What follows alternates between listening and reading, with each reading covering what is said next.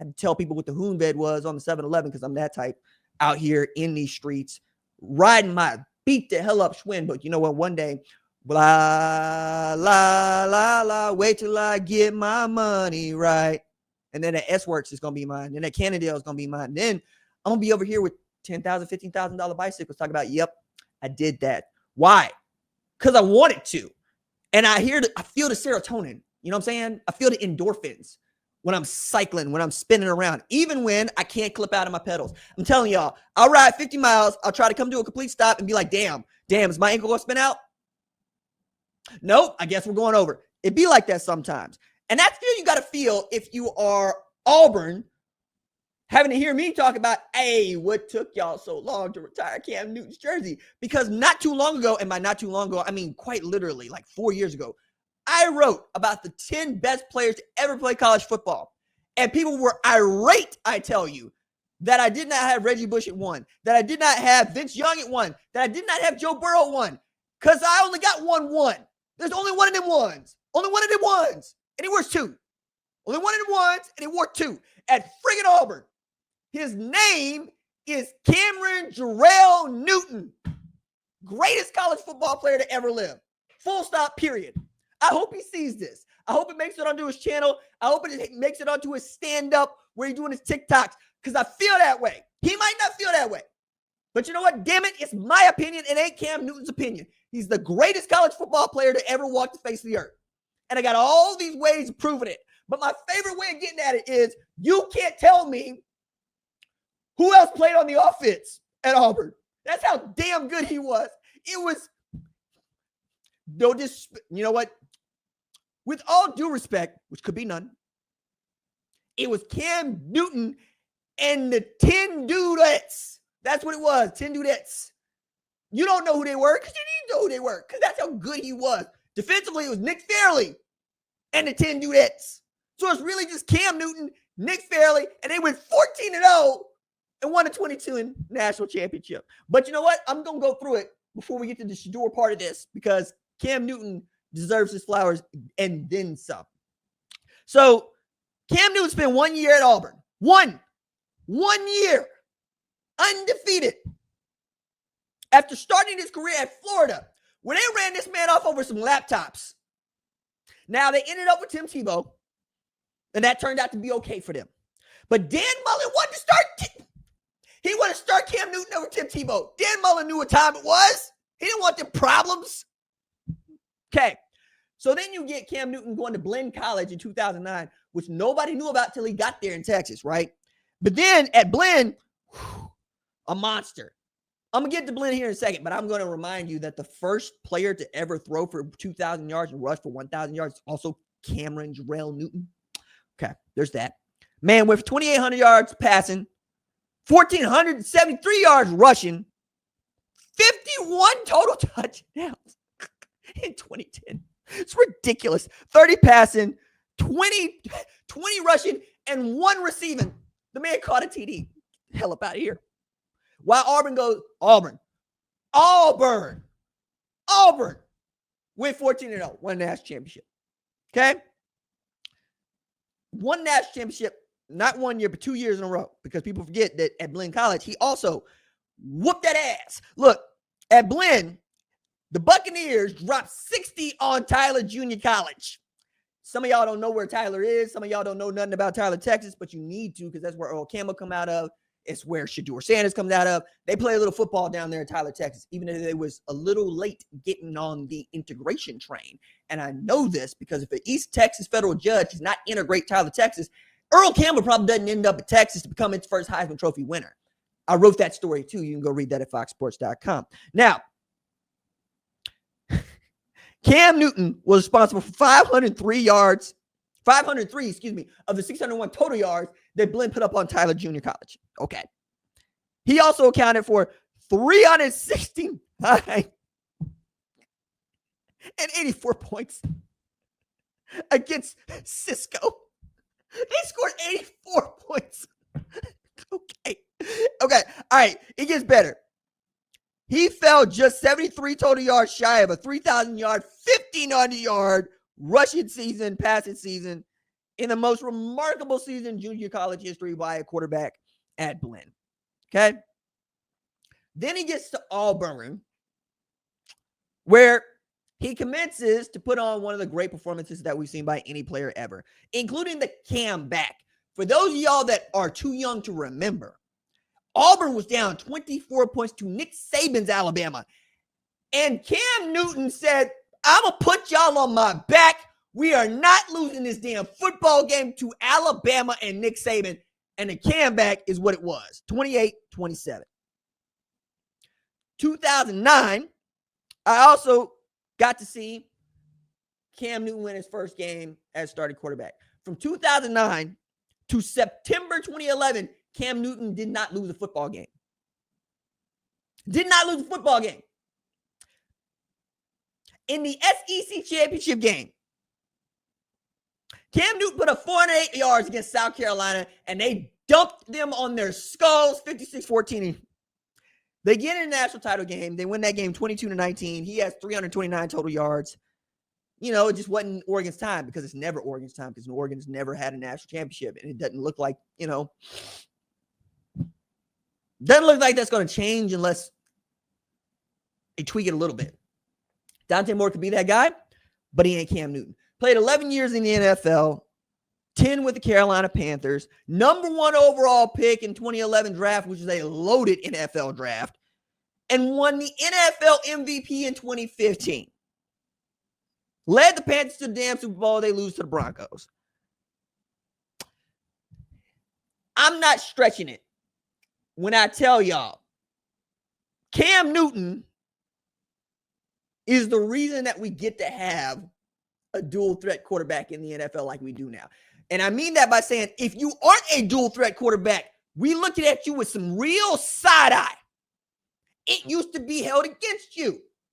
Hey, we don't need more Mike Vick. We don't need more Donovan McNabbs. We don't need more Randall Cunninghams. Yes, hell you do. Drew Bledsoe used to be the pinnacle of the profession. Now, Drew Bledsoe might not even make the 2 deep.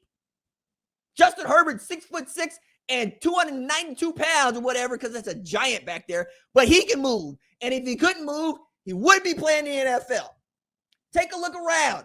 They would rather have Danny Milktoast, Danny Dimes out there competing with Anthony Richardson, which is the stupidest damn quarterback derby that I've seen in some time.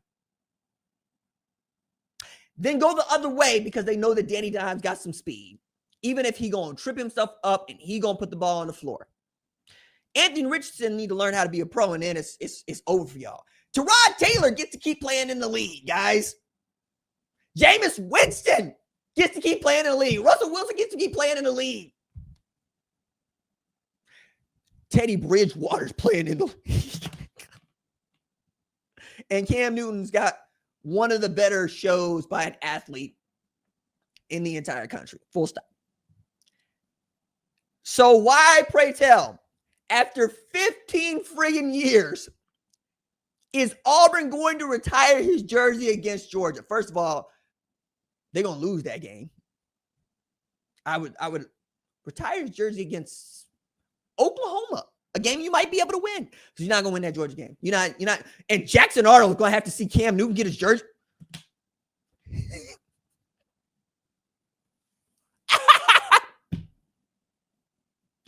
Shoot. Tell the truth, Shane and Devil. You both put more money on Shedeur Sanders being an all-pro quarterback than you are Jackson Arnold winning the Heisman Trophy. Go ahead. Go ahead.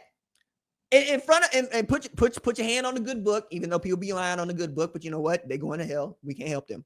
Put your hand on the good book and tell me with a straight face, you believe that Jackson Arnold got a better chance of winning the Heisman Trophy than Shedeur Sanders being an all-pro.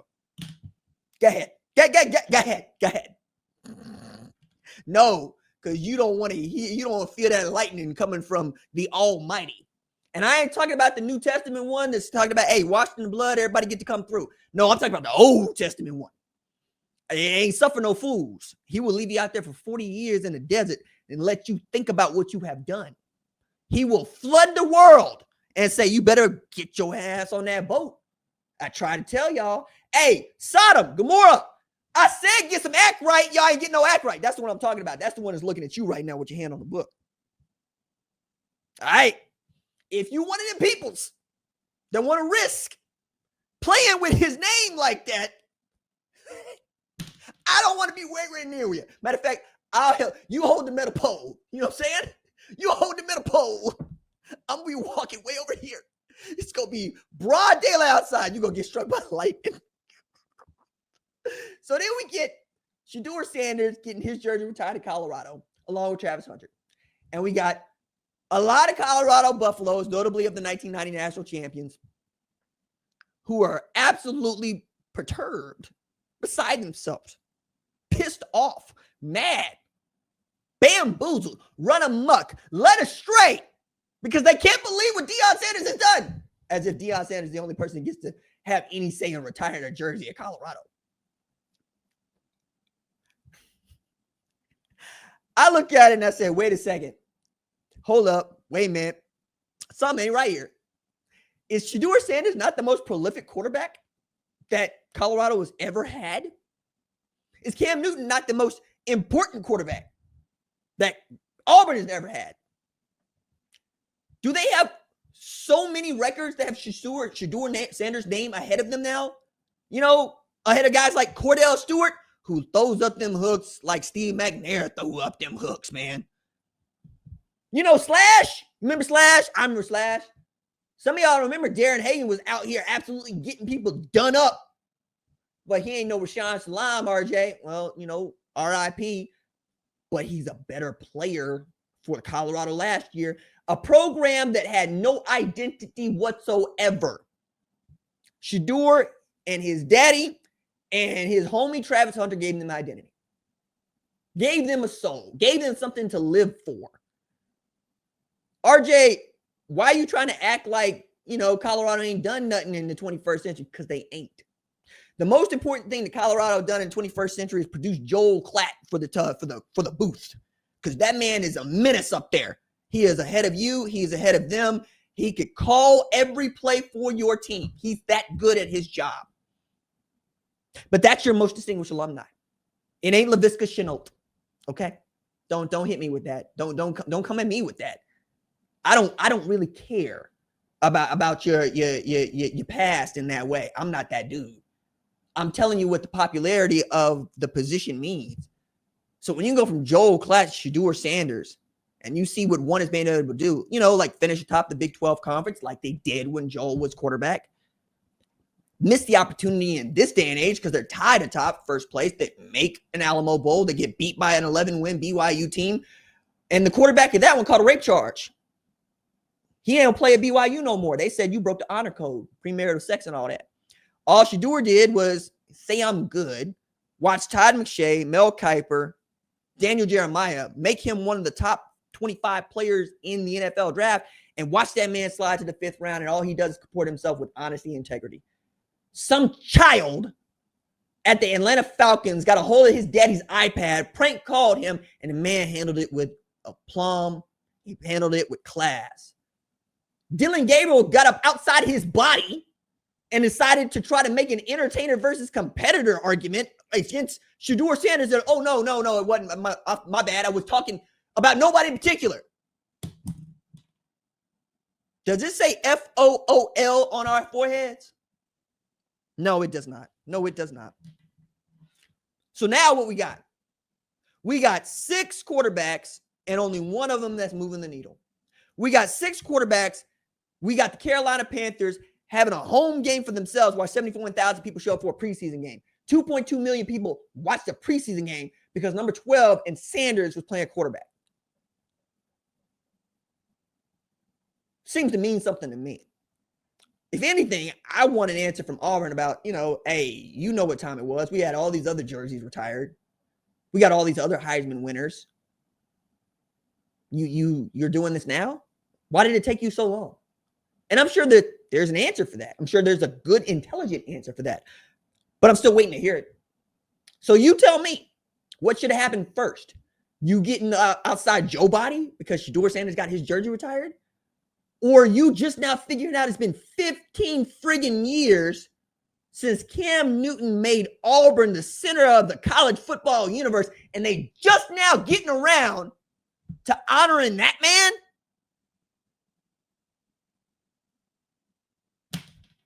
Born that night, not born last night. Come back. Let's take a look at the week 0 slate. As Saturday, we playing football, baby. Yeah.